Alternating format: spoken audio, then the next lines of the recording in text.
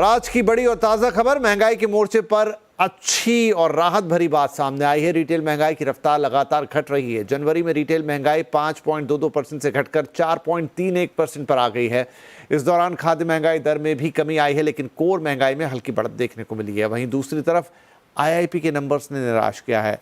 दिसंबर में आईआईपी 5.2% से घटकर 3.2% पर आ गई है। इस दौरान मैन्युफैक्चरिंग ग्रोथ में कमी देखने को मिली है। कैसे महंगाई और आईआईपी के ये नंबर्स, इसे समझने के लिए हमारे साथ अब हैं इकरा की chief economist Aditi Nair. Hello and good evening Aditi. और पहले बात महंगाई पर, क्या ये राहत की खबर है बड़ी? बिल्कुल। हमने 4.6% का अनुमान लगाया था, तो 4.3 उससे काफ़ी बेहतर आज नंबर आया है। एंड मोर इम्पोर्टेंटली, जो अब हम फरवरी का सीपीआई इन्फ्लेशन ट्रैक कर रहे हैं, वो एज ऑन डेट हमें लग रहा है कि 4% के आसपास आकर गिर जाएगा। जो एमपीसी के जो मिड पॉइंट है 2 to 6% की रेंज का, उसके बिल्कुल मिड पॉइंट पे हमें लग रहा है कि फरवरी का आंकड़ा आ सकता है। तो ये काफ़ी इम्पोर्टेंट डेवलपमेंट होगी। ऑफ कोर्स रिस्क तो हैं। सबसे बड़ा रिस्क अभी है रुपी में किस तरह का आगे जाके ट्रेंड आता है। लेकिन सीपीआई इन्फ्लेशन में आईएनआर का डिप्रिसिएशन बहुत जल्दी नहीं आता। तो वो अगर सामने और डिप्रिसिएशन होती भी है, तो उसका कम से कम फरवरी के आंकड़े पर बहुत ज्यादा इम्पैक्ट नहीं होना चाहिए। खासतौर पे खाने पीने की चीजों की महंगाई कम हुई है अदिति, क्या ये बड़ा रिलीफ है? डेफिनेटली। और जो हम वेजिटेबल्स का प्राइसेस ट्रैक कर रहे हैं फरवरी के महीने के लिए, उसमें भी एक अच्छी गिरावट काफ़ी सब्जियों में देखने को मिल रही है।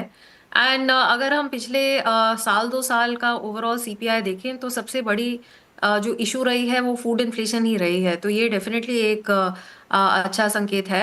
और कोर इन्फ्लेशन जनरली थोड़ी ऊपर आई तो है, लेकिन ओवरऑल अभी भी काफ़ी रेंज बाउंड है। आगे जाके सर्विसेज में हो सकता है कि थोड़ा इन्फ्लेशन और बढ़े।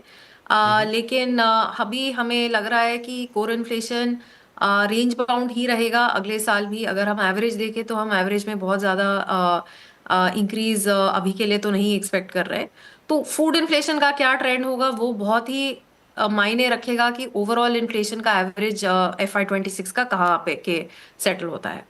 जी ठीक है, तो चलिए, महंगाई के मोर्चे पे तो अच्छी खबर है, राहत की खबर है, लेकिन आईआईपी के नंबरों ने अदिति थोड़ा निराश किया है। बिल्कुल, हमारा अनुमान से जो था उससे कम ही आया है आईपी का आंकड़ा। एंड अगर हम अंडरलाइन ट्रेंड्स देखें, तो जैसे सेक्टोरल सेंस में माइनिंग और इलेक्ट्रिसिटी में इम्प्रूवमेंट आई है।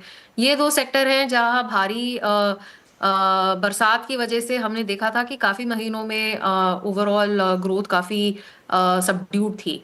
तो यहाँ एक्सपेक्टेड इम्प्रूवमेंट आई है। लेकिन मैन्युफैक्चरिंग जो है, वहां पे सिक्वेंशियल डाउनटिक है नवंबर और दिसंबर के बीच में। और अगर हम यूज बेस्ड कैटेगरीज को देखें, तो 3 में सिक्वेंशियल इंप्रूवमेंट है और 3 में सिक्वेंशियल डिटीरियोरेशन है। सबसे ज्यादा तो जैसे कंज्यूमर नॉन ड्यूरेबल्स ने काफी डीप कॉन्ट्रैक्शन निकल के आई है दिसंबर के महीने में। तो अनइवननेस जो है हमारे मैन्युफैक्चरिंग सेक्टर में या इंडस्ट्रियल सेक्टर में, आई थिंक ये थीम अभी भी कंटिन्यू कर रही है। जी, बहुत शुक्रिया अदिति इन नंबर्स को हमें एक्सप्लेन करने के लिए। आने वाले दिनों में टैक्स चुकाना काफी आसान हो